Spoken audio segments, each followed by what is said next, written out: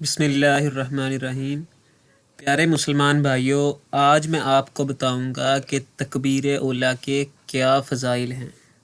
سب سے پہلے تو ہم میں سے کچھ لوگوں کو، مسلمانوں کو، بھائیوں کو پتہ نہیں ہوگا کہ تکبیر اولیٰ کیا ہے، تو پہلے میں آپ کو بتاتا ہوں کہ تکبیر اولیٰ کیا چیز ہے۔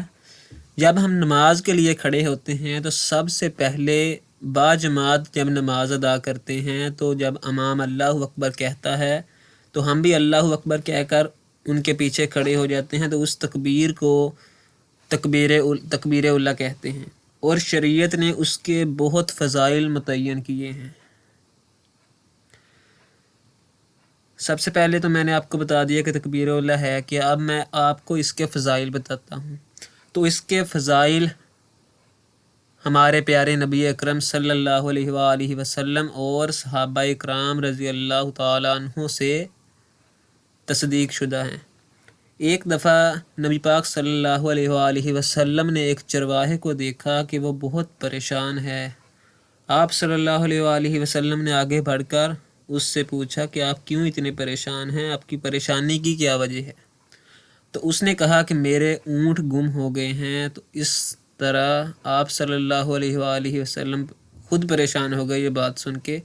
آپ صلی اللہ علیہ وسلم نے کہا کہ میں نے تو سمجھا کہ شاید آپ اتنے پریشان اس لیے ہیں کہ آپ کی باجماعت نماز کی تکبیر اولیٰ رہ گئی ہے، یعنی کہ باجماعت نماز کی پہلی تکبیر جو ہے اس کی اتنی فضیلت ہے کہ اگر ایک چرواہے کے سارے اونٹ گم ہو جائیں تو اس کو اتنا دکھ نہیں کرنا چاہیے جتنا کہ تکبیر کے قضا ہونے پر۔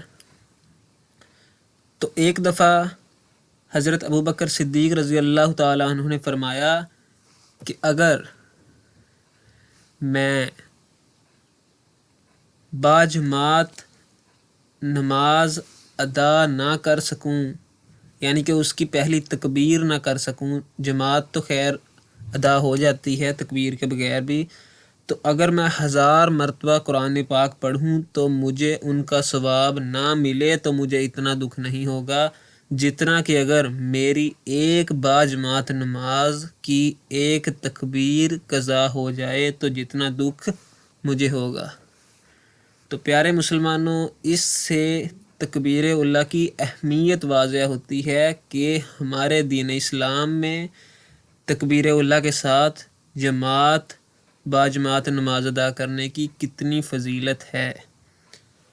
تو اگر آپ کو سمجھ آئی ہے تو برائے مہربانی آئندہ سے آپ احتیاط کریں، اور باجماعت جو لوگ نماز ادا کرتے ہیں وہ کوشش کریں کہ تکبیر اولیٰ کے ساتھ شرکت فرمائیں۔